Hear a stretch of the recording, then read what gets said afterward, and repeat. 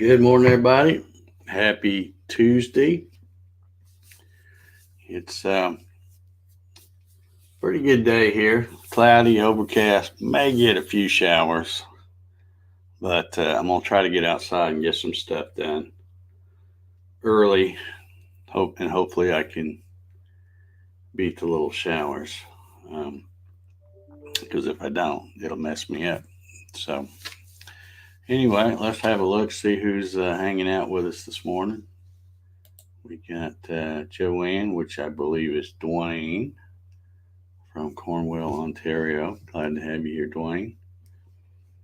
Clyde CNC's here. Good morning, Clyde. How are you? How's everything in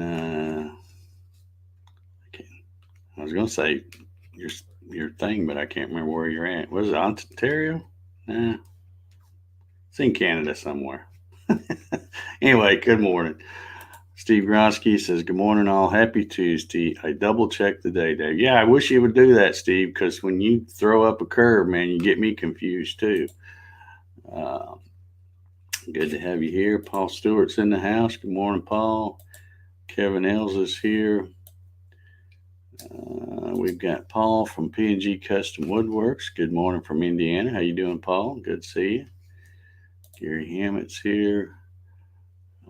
Diana Carpenter, my little traveling friend. She's fresh back from Grand Canyon, posting some awesome pictures on Facebook. Very, very cool. Looks like you had a good time.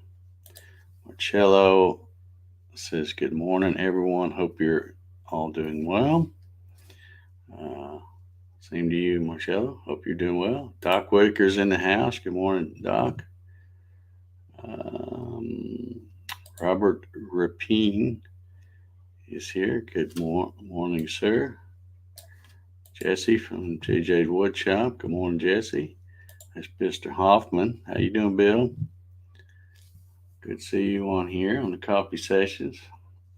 Clyde says Ontario. Okay, I thought that's what it was. And then when I got ready to say it, I second guess myself. Let's see here. Troy Pritchard's here. Good morning, Troy. Bart Bixel's here. He says happy Tuesday. Darren Birds, close to Detroit. Yeah, I knew you were, but I was, for some reason, I drew a blank about Ontario being close to, because aren't you like 20 or 30 miles from the U.S.? You're almost American, buddy. I'm telling you. But anyway, welcome all to the coffee sessions. Looks like we got a good bunch of folks here this morning. I got a nice hot, fresh cup of Joe here. My favorite Rocky cup. And life is good. At least as good as it's going to get for right now. But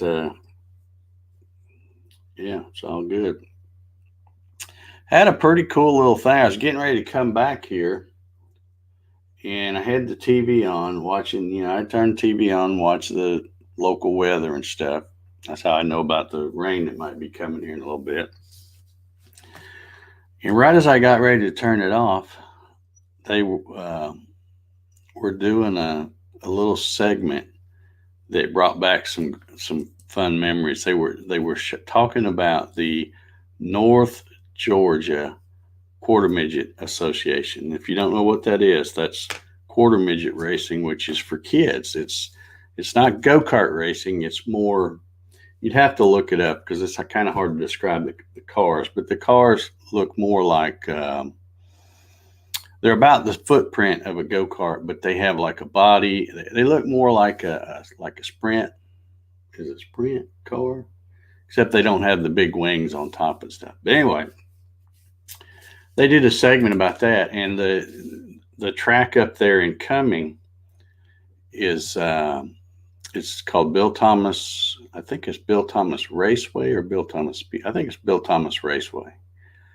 But anyway, that's where my son and I used to go race. Well, he raced. I was just the car runner. But man, great times. That's some of the best times I ever had in my life up there, running around those little tracks, seeing those kids. And what's especially fun for me, I kind of got turned off from NASCAR because they basically screwed it up. I watch a race now and I can't even tell what's going on because they got all these stages and silly stuff like that. But it's always fun because a lot of the people that are in the field, these top NASCAR drivers like Austin Dillon, Reed Sorensen, which probably isn't, he's not really that great now, but he was great coming up. Joey Logano. I'm trying to think of another one. They're not always in the cup. Some of them are in the truck series and the other series. But all of those kids that I've mentioned, I remember when they were, about 8 or 10 years old, racing, because Clint and I were racing at the same time, so they would always come to the big East, that track, the Bill Thomas Raceway back in, I think it was 99, hosted the Eastern Nationals, which is a big thing. People come from all over the country. And it was just really cool experience to run. We sucked as a race team because I didn't have any money. It's like any kind of racing. It takes lots of money to be competitive. And I would be the guy that would be going out in the parking lot and they'd have these 55-gallon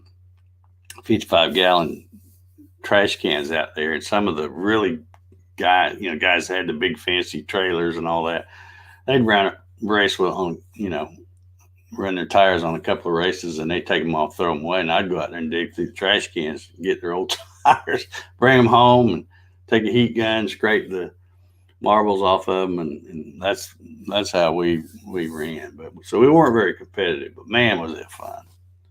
I hope my son Clint thinks it was fun because that was some of the best times I've ever had.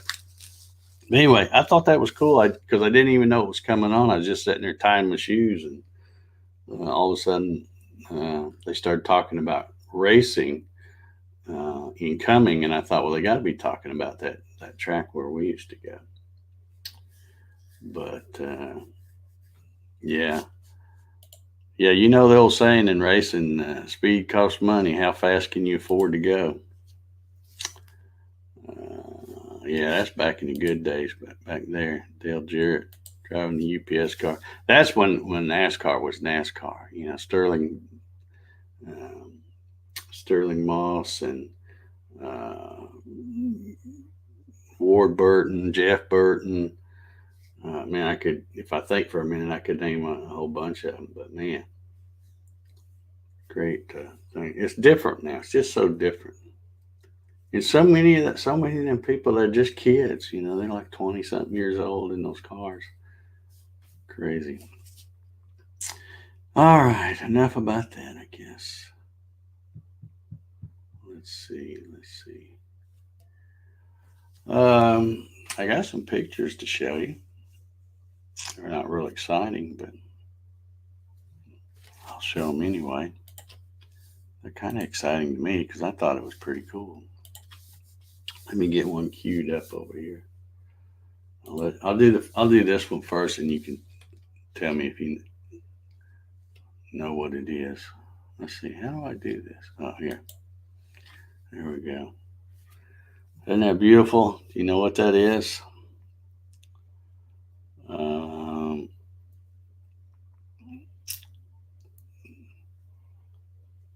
I'll give you a minute to see if anybody can guess what that is. Probably can.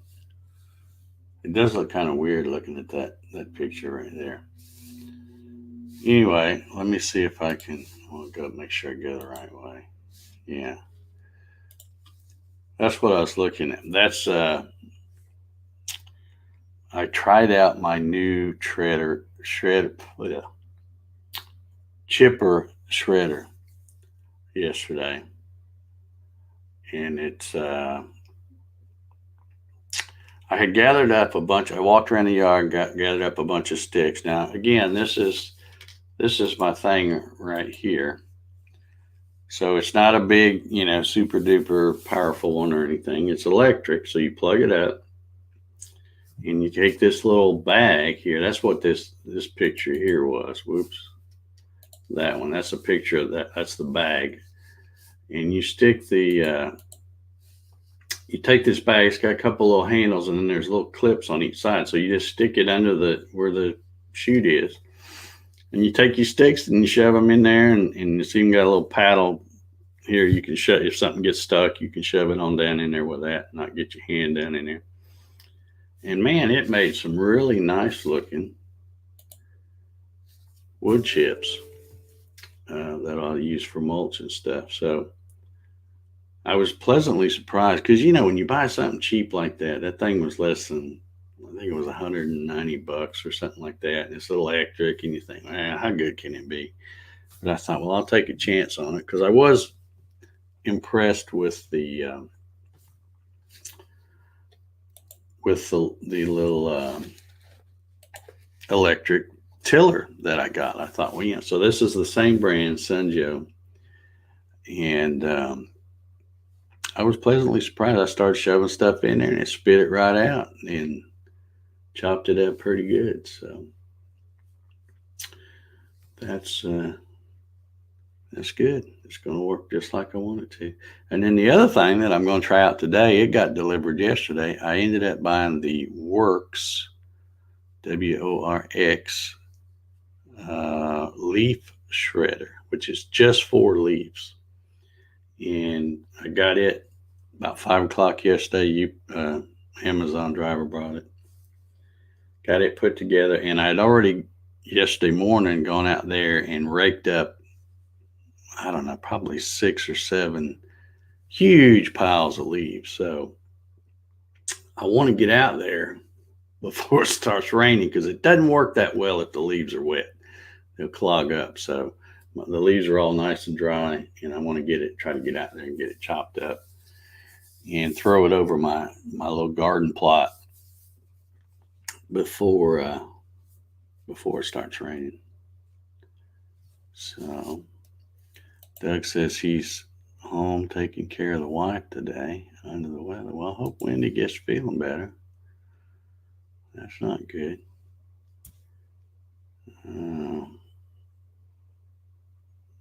Let's see. Carl Dawes is in the house. How you doing, Carl?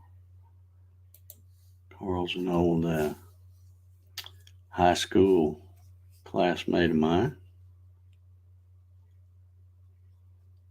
Good to see, Carl.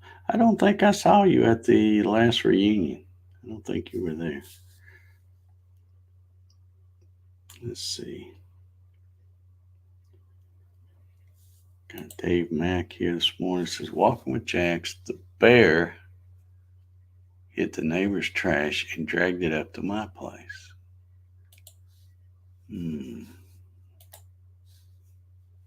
How you going to handle that, Mr. Mack?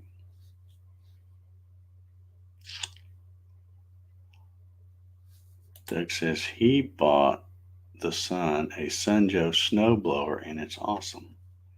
Yeah, I'm pretty impressed with their stuff. It's it's inexpensive. It's imported, so it's made overseas and stuff. But I figured it wasn't too bad because when I first started looking, I thought, well, I'll try to buy locally. And so I went to the Tractor Supply website because I have a Tractor Supply right down the road. And that's the brand they sold. They sell a lot of the Sunjo products. So I thought, well, okay. And I'd already bought that tiller. I love that little tiller. Probably won't use it much now because once I got the thing tilled up, and um, probably won't use it much, at least in the garden. But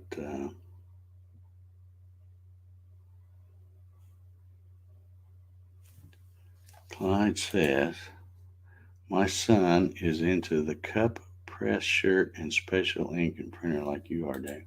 Yeah, I wouldn't say I'm into it. I got one and I did it, but I'm not, I was doing it just to have, uh, to make stuff I want.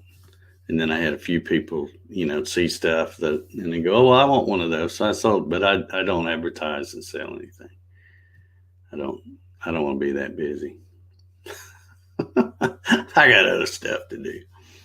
But yeah, it's kind of cool because I can make my own decals and uh, t-shirts and hats and coffee mugs. And, that's my coffee mug y'all seen. Got my buddy Rocky on there.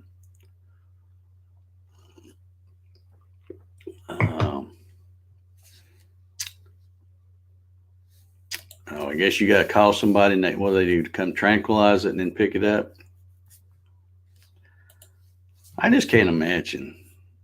I mean, I guess you get used to anything wherever you're at, but I just can't imagine having something, living around something where you might accidentally walk out and run into something that could really mess you up.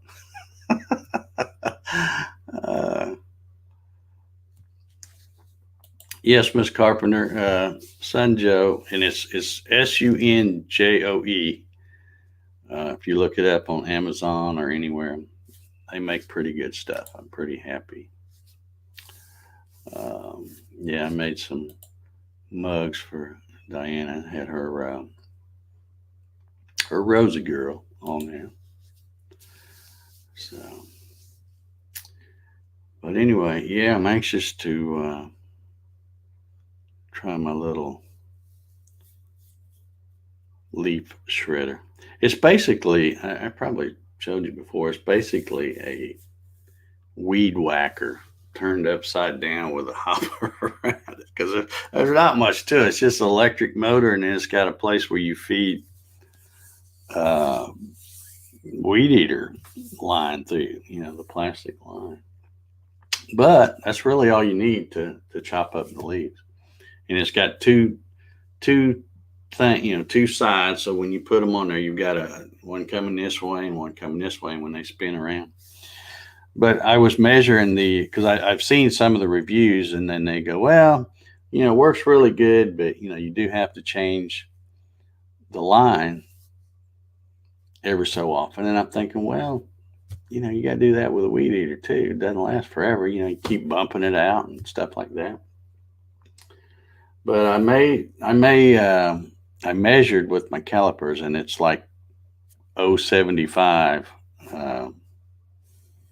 line, and I'm wondering if those holes are where you can put a little thicker, heavier duty line in there. Might last a little longer, but it's not a big. I mean, it's so easy to put them in there. It takes literally seconds to replace the line. So I think it's going to do what I want it to do. I'm going to be going out there as soon as I sign off here to try to get them chopped up. Carl Dahl says, yeah, he didn't make it to the reunion. I didn't remember seeing you. Pretty good turnout though. And of course, Carl's down in Florida, I think now, so that is a pretty good haul to go back to Danville. And why would you want to leave Florida? So. But yeah, I got thinking about it the other day. If there's any other Danville folks on here, you can let me know. But I got thinking about, we had our 45th high school reunion in September, end of September in 2019. And of course, that's really just a few months before all that Corona stuff started getting out. It was getting out in China and all that, and then they ended up bringing it over here. And next thing you know, it's all over everywhere. But I got to thinking about it. I'm like, yeah, I wonder if it had to suck to be a class where your reunion was in 2020. And now again, don't look like they're going to open up much now. They're still trying to keep everybody scared to do anything around here in 2021. So I just wonder if they're doing virtual reunions or how that would work.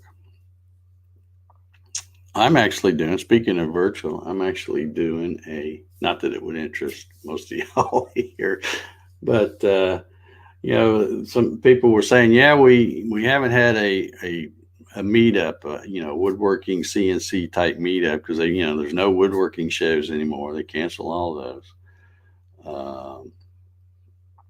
So I thought, well, all these other things are doing virtual stuff. We'll try.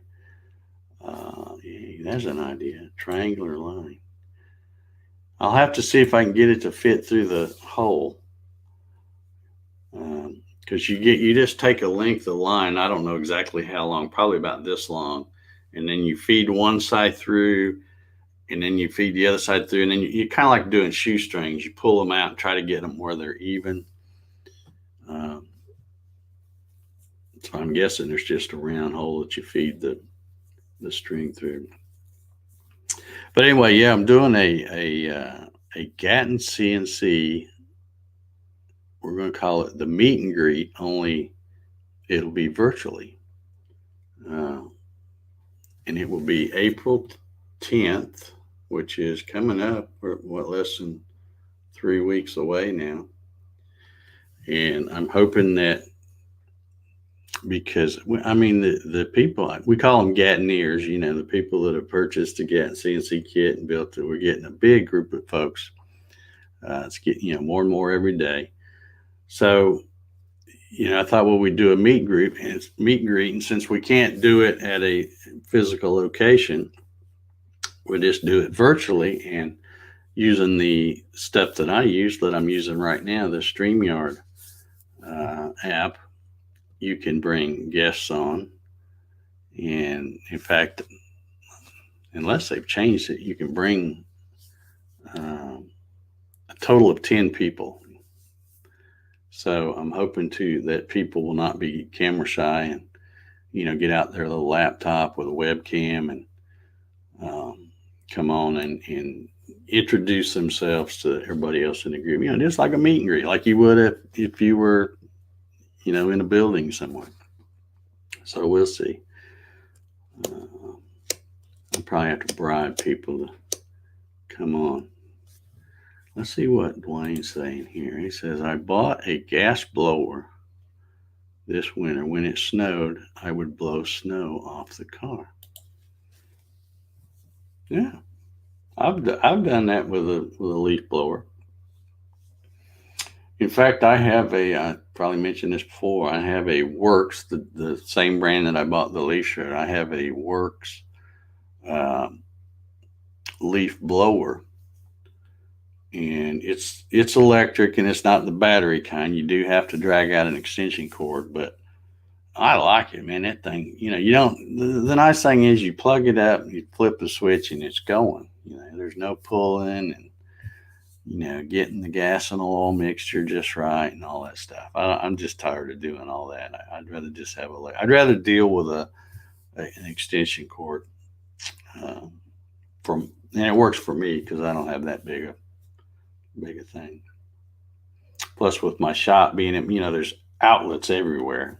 There's not much around on the back of my house. I don't even have one on the front of my house, but I have, where I can open up my garage door, and I got a big 100-foot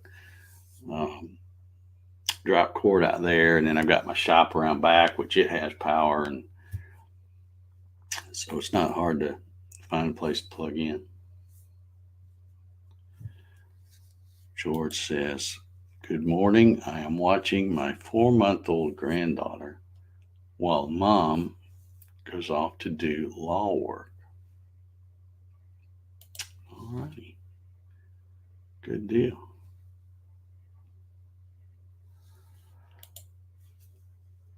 Doug says, me too. Just bought a cordless DeWalt chainsaw. Yeah, chainsaws are the worst.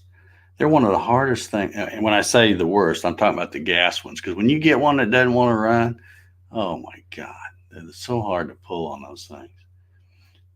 Make sure you give me a review on that after you've had it a while and used it, Doug, because um, I might be interested in getting one of those. But my time's almost up here.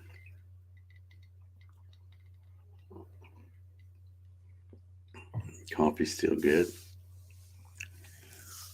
Jack hasn't photobombed today, but he's dead to the world right down there. He loves to get right up next to me here when we're doing the coffee sessions.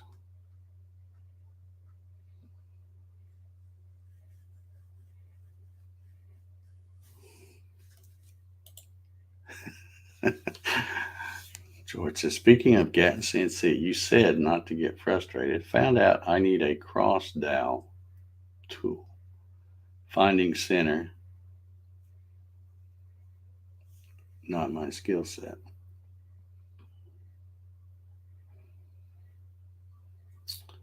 And you can make a real easy little fixture thing. I mean, you can buy them, but you can make them fairly easy, especially with a CNC. If you draw it up, you can just take something, like kind of like a stick thing, and you put holes on each end, and then make sure that you have a hole for a pencil or something exactly in the center. And then you just put a dowel on each end of that, and then like say my fingers are the dowels. When you take that piece of wood and you put it like that, now that hole's always in the center, so it will find the center of the edge of your workpiece. Like I say, you can buy them. You can buy them probably off Amazon. They'd be plastic or something, but they're really easy to make. Especially if you got a CNC, you'll be really accurate as long as you draw it accurate. But let's see here. Dave says, my brother just got a style easy start chainsaw. Says it's the easiest one to start he ever saw. Well, they're always easy when they're new. It's after you've had them sitting in the shed for a few months not using it, and then you pull it back out, and they're not so easy. Ryan Ballard here says, the other day I borrowed my in-laws power washer, ran it for 20 seconds, it quit. Turned out oil was low, so now I have to buy him a new one. See, that's the other reason I don't like that stuff. You got to check stuff all the time. Got to check that oil.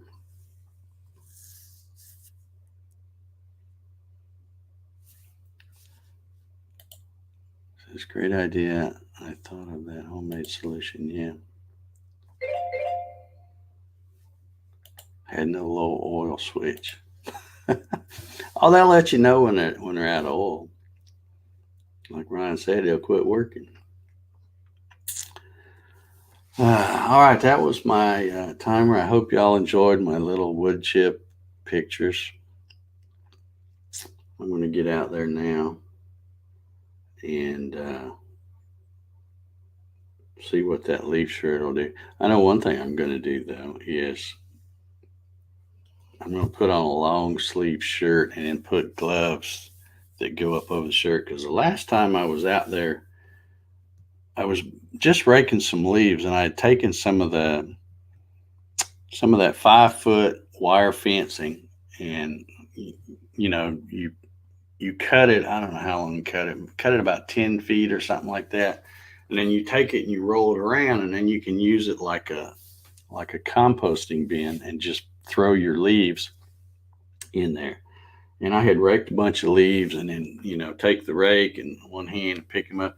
And man, when I got done, I had little bites. I don't know whether it was chiggers or what it was, all over my arm. So I'm gonna make sure I wear a long sleeve shirt because ain't no telling what's in those leaves. They've been sitting out there all winter. All right, I'm gonna get out of here. Y'all have an awesome Tuesday, and Lord willing, and the creek don't rise, we'll be back for hump day. So see y'all. Have a good